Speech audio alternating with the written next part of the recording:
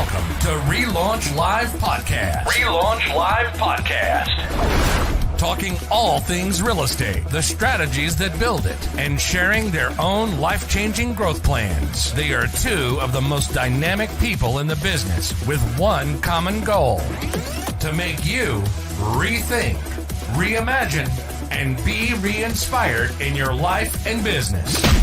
Welcome to the RELaunch Live Podcast with your hosts, Veronica Figueroa and Jeff Lobb. Hey, welcome everybody. Welcome. Hey guys, how are you? Oh, good Welcome, guys, to RELaunch Live Podcast again. Jeff, another episode where we get to rethink, reimagine, and be re-inspired. And today we have two of my favorite people, Jen and Jason. I always butcher your last name. Catalanotto. Did I get it right? Yeah. Catalanotto. You came probably. It sounds like you came straight out of Brooklyn. Right? They are just two people that I've actually become really good. I want to say like family, just two extremely successful, a husband and wife team out of Tampa, and also now crushing it in Tennessee, right?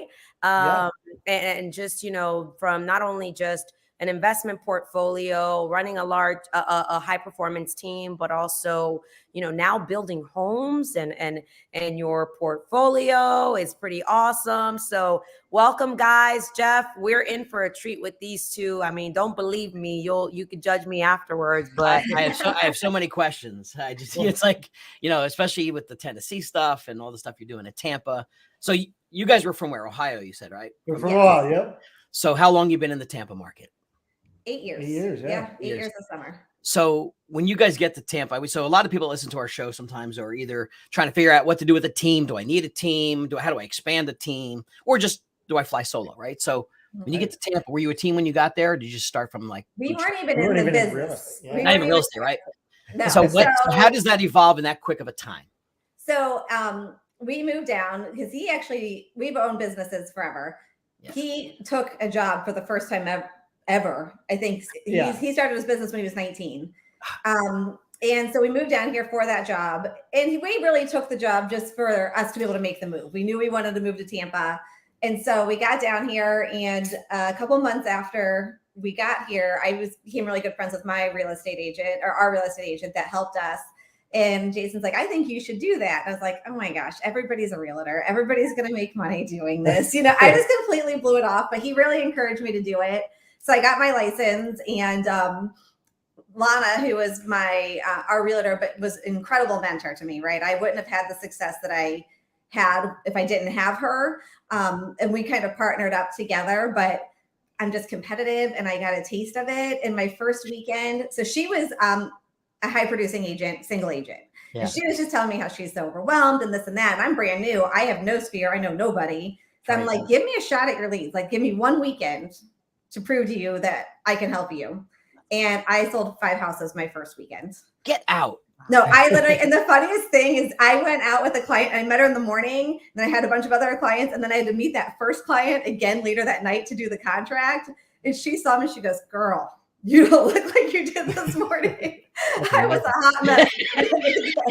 Really? Hey, you know that meme where they say like real estate agent at 45 and we look like we're 85? It went from looking like 20 to looking like you're 50 because you sold. She was like, you don't look good. Working with me. She's like, you okay? Hey, well, you know, just because I know you guys and I want to kind of give Jeff a little story is like, there's so much more to their Ohio entrepreneurship story. They're like high school sweethearts from Ohio, right? I think I'm right. Like I listen. Like a lot of times people say I'm always busy and all that, but I think I listen to these stories. So can we go back to the car salesman story and the whole LeBron James story? Please. I love the story. Bring it out. Oh my gosh, that's so funny. Yeah. So in a previous life, we owned a car dealership. And one of the things that we had a challenge of was down payments, right? And this is even spilled into housing, right? Sometimes people don't have enough down payment. So I like to get creative for down payments. So if somebody doesn't have the cash, that doesn't mean they don't have a down payment, right? They may have assets or something that would be worthwhile. So I would tell people, listen, what do you have? Like, what do you have of value that I can buy from you to give you the cash that you now have a down payment for the car, right? So I did all kinds of things from like, this was, when flat screens first came out, I did flat screens, I did motorcycles, ATVs, four-wheelers, dirt bikes, all this stuff. I'm just imagining your garage, by the way. Yeah, Just it was like, I know. You should see whatever the new stuff toy, coming right? home, And I got to the point where I'm like, I don't even want cash for a down payment. I want a new toy, right? So we were in Akron, which is where LeBron James is from. And one of his mentors at the time, this was when he was just coming out of high school, going into the pros. One of his mentors had all types of memorabilia, right? And he's like, listen, man, I need a car. And he was kind of like LeBron's agent at the time. And he's like, listen, I've got some shoes. I've got some jerseys, high school jerseys. I've got his McDonald's game worn jersey, autographed basketballs, all this stuff. We had it all. So I'm like, yeah, bring it in. Let's check it out. So I got it. And I'm like, yeah, I love it. Let's work it out. We worked out a price. I ended up acquiring all this memorabilia. How old was LeBron at the time?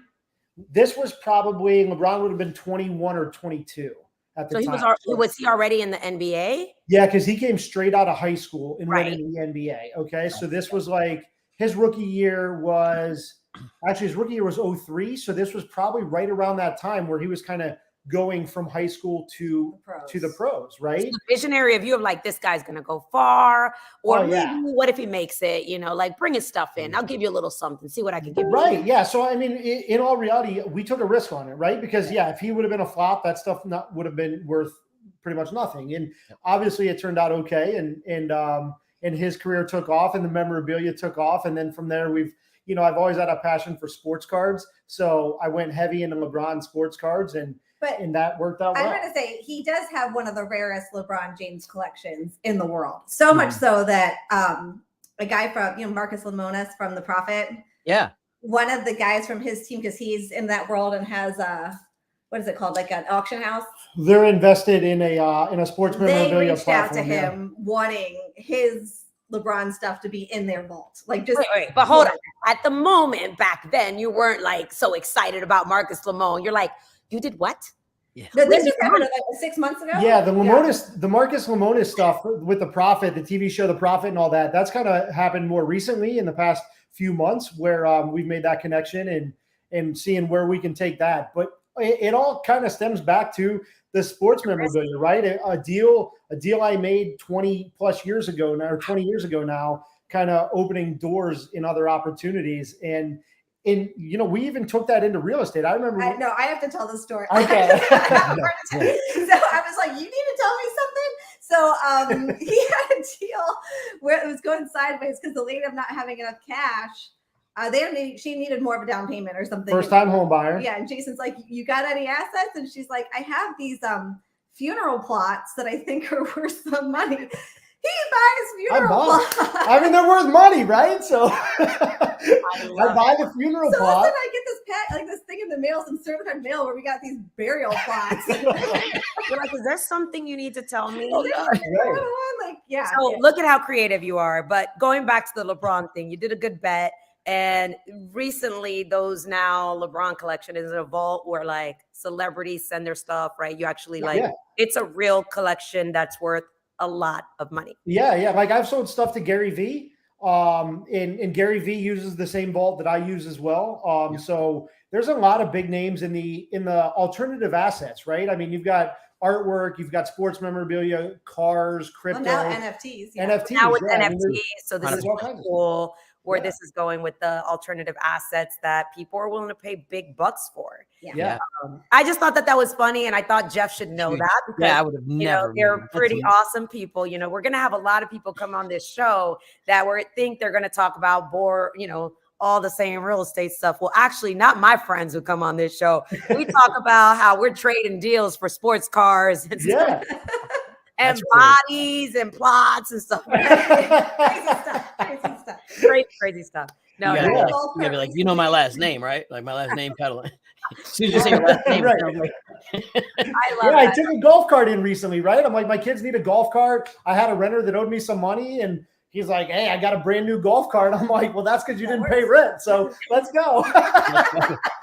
I love that. That is so crazy. I'm so excited. I love that I have creative financing friends. I know who to call when I need to make a deal happen. I'm like, dude, I'm not thinking outside the box. What do you think? Yeah. What can I get? Right. All right, Yeah. Jeff, carry on. I'm sorry. I did. No, it's awesome. I'm intrigued. So because I didn't realize, you guys do move so fast, right?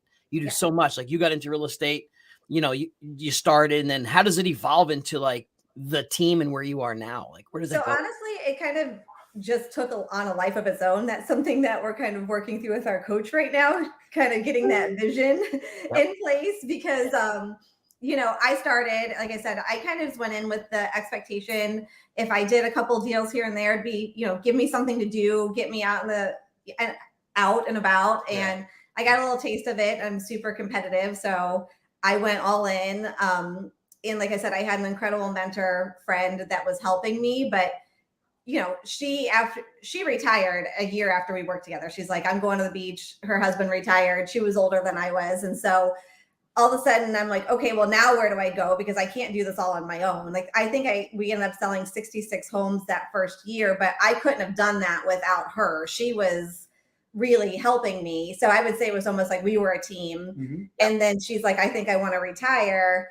And Jason got licensed. And then that's when he kind of came into the picture. So that was just the two of us.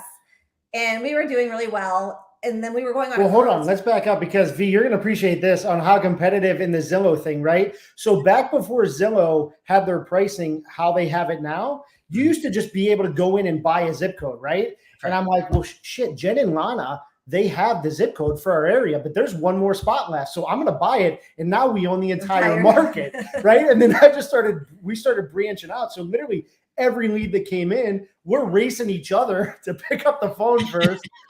Who's going to get that lead? Because we know it's coming to one of us. With each other. Like, somewhere else. Like, who can outsell the other one, right? That is so much trash. Like, I mean, in good fun, but we are so competitive. Well, you say good fun, but there's that competitive nature sometimes. It might get a little like this. Like, in the office, they would always laugh because they're like, you guys will cut each other. I don't want to know what the conversations at home sound like. Okay. Yeah, I don't want to. I think of the movie Mr. and Mrs. Smith, right? Right now I'm thinking oh really? Like play you got that Zillow lead. And back then that's when people were like, the contracts were locked in. So people were like, oh, they were flexing that they had that zip code and no one could get into that zip code. Right. That went away with market-based pricing, but those were the good old days, right? And that was affordable. Right. It was so affordable. And that's what I was like, for me, I didn't have a sphere. I didn't know anybody here. I barely even knew the neighborhoods. I got lost in my own neighborhood still. And so when I decided to do this, I was like, okay, if I'm opening a business, and I think that's owning our own business. We always thought about it like that. I was like, okay, I'm going to give myself this much money. I'm going to set this budget. And I went all in on online leads. And so I know some people hate on Zillow and they hate on that, but for me, that's what I needed to do to get started. I didn't have the sphere. I did get plugged in with like the kids in the community, but I wanted business now. And so it was a way for me to get business now. And to be honest, a lot of those people that I met through clients have become our friends. They've become my sphere here. Yeah. They are like family. I mean, they were at your birthday party. They're here at Christmas. Well, let's talk about that, because I know you guys pretty intimately. And I know that, you guys have shared your journey.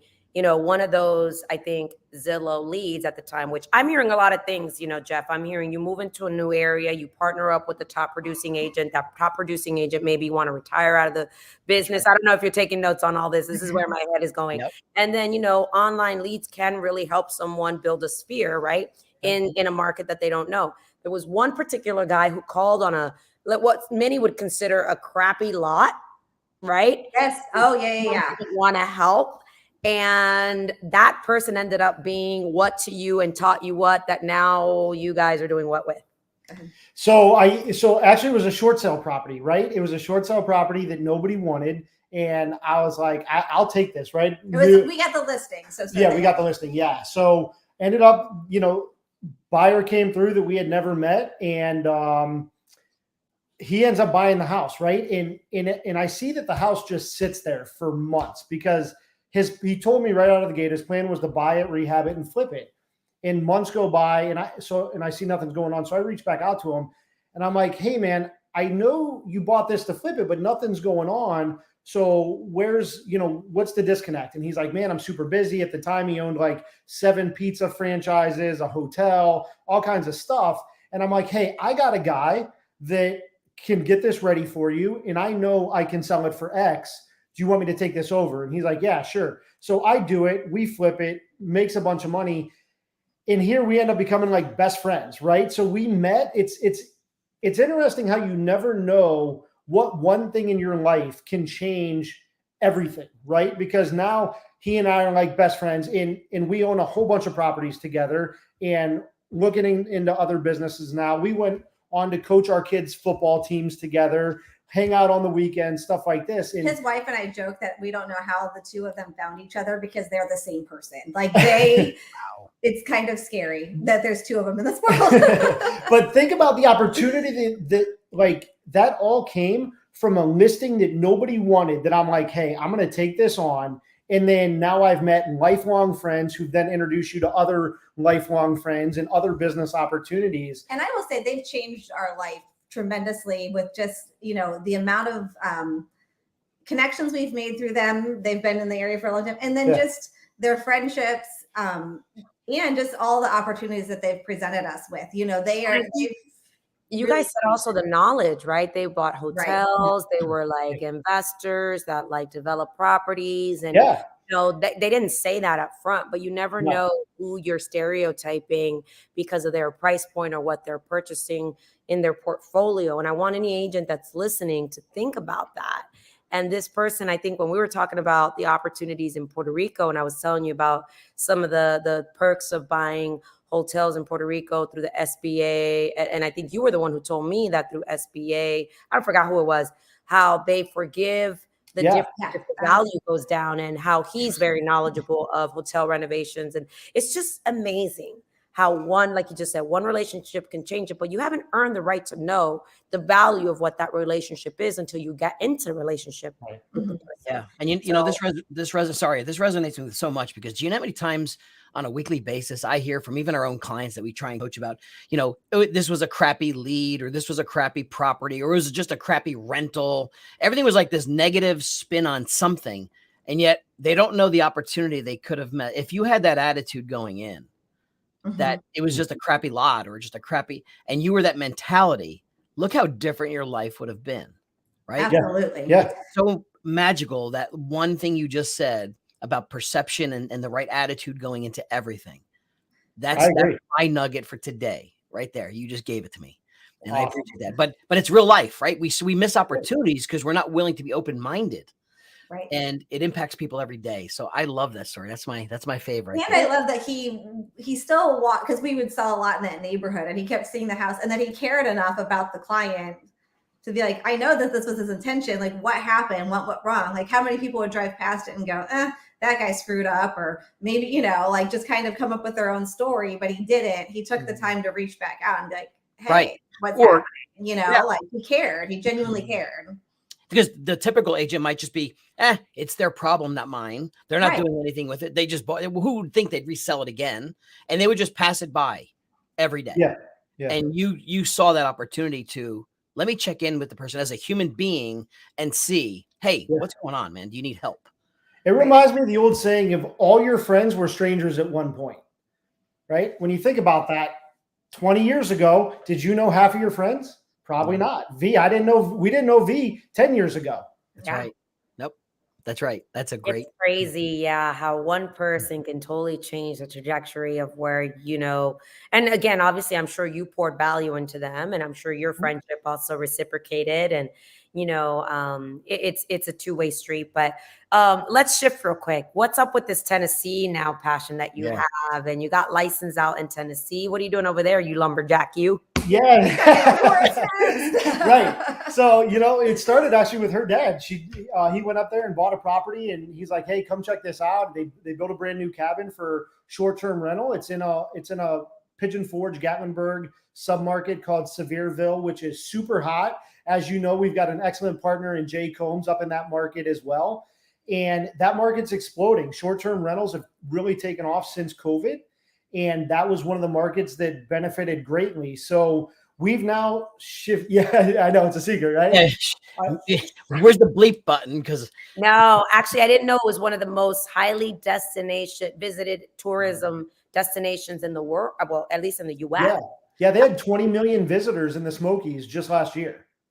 So yeah, the building up there is going crazy. There's a lot going on. Luckily, we were able to buy a cabin with some of our friends. You know, one of the guys we were just talking about is in on that, and then we have another one under contract right now that we're closing on, and then we bought several lots. So we're looking at developing some more up there. But yes, I also did get licensed up there because it's like, hey, if I'm going to be spending time, right? It's either an hour and a half flight or a 10-hour drive to get from our house here to the cabin there. If I'm going to be spending time up there, how do we monetize that, right? And how do we capitalize on buying more investment property up there? And was that so that's basically an Airbnb or Vrbo play out there? Yeah, exactly. Yep, short-term rental. Yep. So I mean that's a huge opportunity right now. So many people are, dabbling with or the thought of, and I think I've heard the number that the return, like if you could rent that one place out to a year-round rental, I think the return is like 4x or 5x on an Airbnb or a Vrbo type property.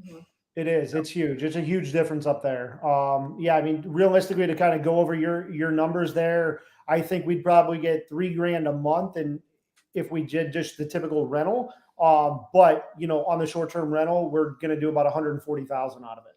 Jesus, that's fantastic.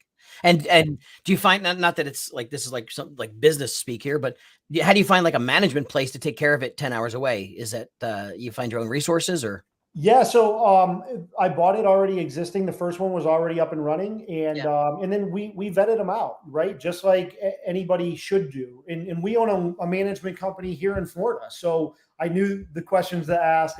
I helped guide them on some things when it came to marketing, which was great because they were super open-minded about it. And I interviewed some other companies, but ultimately we stayed with the one that it was already under management, and I had to make some changes to it, and it's doing great. But that's it. You got to vet them. You got to vet the management companies, make sure that they're properly marketing, guys. That's one of the biggest things I see, right? Everybody thinks they're marketing these properties right, and then go look at it from a consumer-facing standpoint, and you start asking some questions, right? And then the other big thing that I've adjusted is the pricing. I thought our pricing was super low. I raised our prices 3 times last year and once already this year, and we just keep renting, and I actually got pushback from the management company. They're like, I don't know. And I'm like, listen, why not try it, right? Let's scale the pricing so that 6 months from now it's higher. And if it doesn't rent in 4 months, we'll start dropping 3, 2, 1, right? Like, Let's scale that pricing up. And it's worked out, really well for us. Yeah. And we had never been to that area until we went to my dad's cabin. And then the kids had a great time. We had a great time. And we're like, this is something that we could see wanting to spend more time here. So we, as our kids are getting older and we look at like what we want to do, I'm like, I really would like to spend some time here. So if we can acquire some properties now, rent them out, maybe we don't get to use it a lot now, but then when I'm looking towards my own retirement, that's something that maybe, we can spend more time there. And now it's not a huge expense that I'm like worried about later on in life. Correct. From the financial standpoint. And I also think it's just good for the soul, right? Like I love the mountains. I love the beaches. There's things like that, especially in this industry, you guys know you can get burned out super quick, right? Sometimes you got to go unplug. And that's, if I'm not working, I try to use it as an unplug. He doesn't ever unplug. I don't know what he's, it's not even possible for him. We got licensed in Tennessee. So when I'm relaxing with the kids, she's like, I'm going to go check out this property. I'm going to go check out this lot. But see, that is, and when it's in your blood, like I get the same feeling too, because it's hard for me to unplug. I have a place in the Adirondacks. I try and go to unplug, but I had to find some magical way to get some kind of Verizon signal so I could still get my text messages and do some things to have a connection. But you're right. People will burn out if you don't find some balance. And even if that looking at properties and driving around in a truck or to you is time away, that's time away because it's fun for you, not stress. So that's a really good point because I watched too many people burn out and not bounce back. Right. Yeah. Yeah. And that happens, I think, to a lot of high performers, right? I mean, we've seen it in all kinds of industries, but especially in our industry where you're basically on call 24/7, right? Between staff, team members, clients, things like that. I mean, I was getting text messages at 6:30 this morning from a client that wants to go see beach properties, Yep. I've told many people publicly over my speaking time that I've burnt out in my real estate career. I crashed and burned hard once, and once kind of a close call. But to me, that burnout for me, and I tell people all the time, like people don't like to operate from fear. Fear is usually not a good thing. But in my world, fear is my motivator because in my mind, because I had that burnout and crashed and burned, in my head all the time is I say, I never, ever, ever want to be there again. I never want to be back in that space again. So that drives me every day from a fear mentality, but it turns it into a positive energy.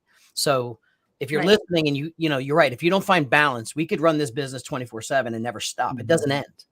And I think going to your point with that, like, and it's funny you bring up going back to the team thing. I just had this talk with John, our coach, on Tuesday because I'm kind of having a little bit, not like, just kind of feeling a little overwhelmed. I'm not going to lie. Like we have a lot going on and, we've got 3 kids and we've had some personal things happen this year. And I'm just like, I'm feeling this, like he called me on Tuesday for our call and he's like, what we got going on? I'm like, honestly, I don't know. Like I'm a shit show right now. Like, I don't know if I'm coming or going or what's happening. And he, he took me back and we were talking through some of that, but going back to the team, our team kind of just evolved, right? We didn't have this plan, and not saying that you have to like overly plan, but again, our solution at the time when we were feeling burnout because we were hitting capacity was let's start a team. And I think so many people think that that's the natural progression. And I didn't really explore my options. We just, out of desperation, we were going on a cruise and we're like, oh crap, it's only the 2 of us. We're going to have no access to our phones. What do we do? There was this new kid sitting in the office every day. He was a new agent. He's sitting there on the phones working every day. And we're like, let's ask him to cover all of our business for us. I mean, that's how like we were just winging it. Yeah. And I remember our broker at the time, Kendall, was like, he's brand new. And I'm like, well, it can't be worse than nobody answering the phone. So let's give him a really good way of looking at it. That's and so we're like, whatever, like we'll just cover it. And we came back and I'm like, what'd you think? And he was like, he had this like look on his face, like, but he loved it. And he was like, that was nuts. He's like, I'm not going to lie. There were times I was drinking at night because I didn't know what to do. Well, I want to do this. I want to do this. Right. You were new at one point. You sold 5 houses in one day. Somebody gave me a shot kind of the same way. Like exactly. And Jason just said it. At one point, all your current friends were strangers. We were all new at one time. Right. So you got to start somewhere. I throw them I'm like, just go. You got this. People say to me like, how did you get out of production? And, like, how did you trust someone with your business? I was like, we all had to start somewhere. Right. We all had to learn at some point. So I love that you pour into people. But yeah, so he ended up kind of asking us to be a team. He was like, I want to work with you guys. And we're like, cool, let's do this. But again, it was no plan. It kind of stumbled into our laps. And so I think that that's kind of been our biggest challenge is like realizing that, we needed more admin and things like that before we started bringing people. Yeah. We just kind of just did it every way backwards that you could possibly do. So now we're like, okay, let's fix this. So we're starting to build it the right way. But, there's a lot of pressure that comes from being a team leader. I'm sure you understand, Veronica. Like it's, we take it very serious when somebody trusts us with their future, with their career. Yeah. And I take on a lot of that weight of that. And so I'm trying to learn to, You made this young man, though, feel very validated, feel very meaningful in the business, feel what it feels like to start to have success. So this probably, although sticker shock to that weekend, probably for him, you gave him a taste of what it really is that he could not find on his own just yet. Yeah. So you probably empowered him in a really big way very quickly. Very quickly. I have a question. I have 2 questions, actually. I'll shoot rapid fire because I know we have a timeline and Jeff is the one that keeps us in check here. Number 1 is how different is selling real estate in Tennessee than Florida? Is there a difference? Is it like you feel like you're going into some, like when I go to Puerto Rico, I feel like I'm going into a time capsule, but that's my safe space. And eventually I want to get licensed there. Like, is there a difference, different vibe or? I will say it's a slower pace, right? Okay. Like everything in Tennessee is a little bit of a slower pace. The market though is still hot. So we run into the same challenges. We had run into the same challenges of multiple offers, lack of inventory. Probably the biggest difference is in our area of suburb, we're in a suburb of Tampa, everything's a master plan community, right? So I can go to a neighborhood and if there's 5 houses for sale, I can get to all 5 houses in 5 minutes. When you're talking about going from mountain to mountain to mountain, it may be an hour drive to get to that next house, but it's really only like 10 miles away or 5 miles away, right? But so the terrain makes it a little more time consuming, but the market supply and demand issues are very similar. You had said something to me about like, and over there, it's kind of like that small town funding, like the banks over there know the builder, everybody knows each other kind of style. So maybe not as much as the big box broker type of deals, more it's like you go down to the local bank and they know the builder and I don't know. It's definitely a good old, I shouldn't say good old, but it's very connected. Very connected. All the agents are very connected. And I learned that right out of the gate. And honestly, a lot of the stuff that we bought off market, even the one I've got pending right now, off market, right? Wow. It's more who you know up there than anything else. But I'm seeing that happen in our market though, too. You know, with inventory issues, a lot of deals, we're seeing a lot of our like off market deals happen, right? We have, I think going back to having a good reputation in the area and who you want to work with, I'll have people message me, hey girl, I'm getting this listing, or you have anything like this coming up.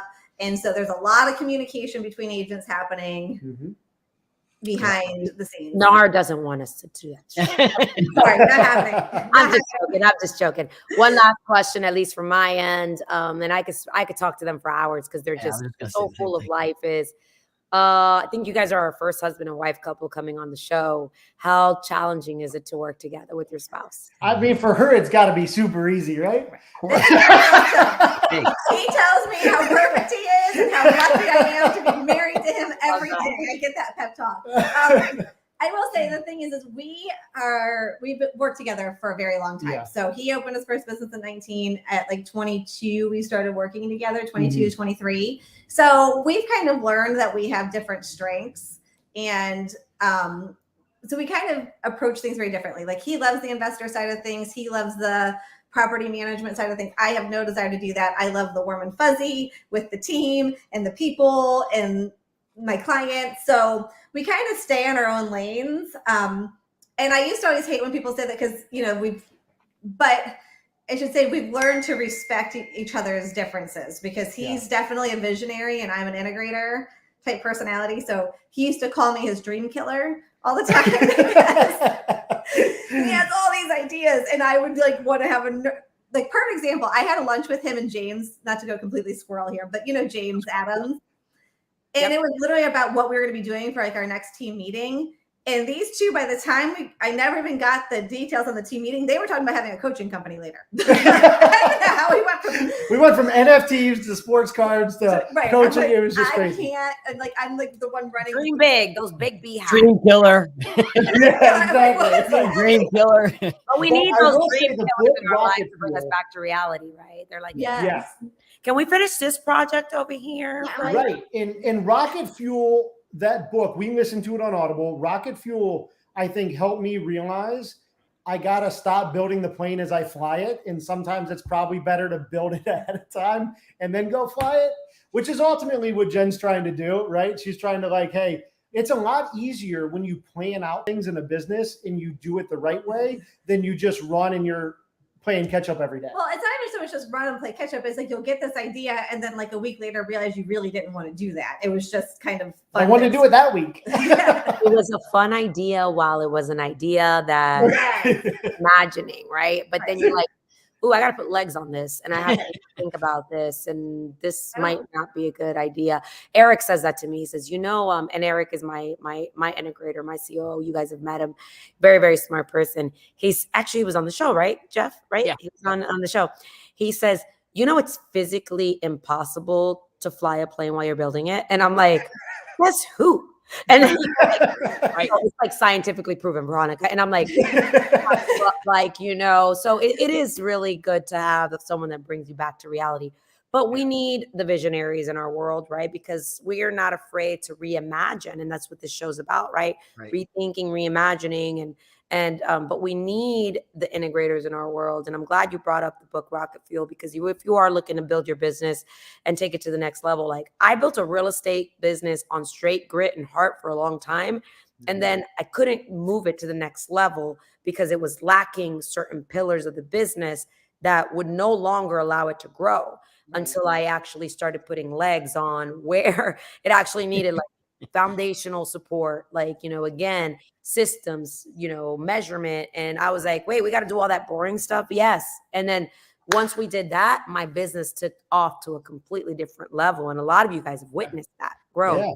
And I think that what happened? I got an integrator, Yeah. And I think the beautiful thing about that is it made us start to see our differences, not as our differences, but as each other's superpowers. Mm-hmm. Now I've learned to embrace his ideas.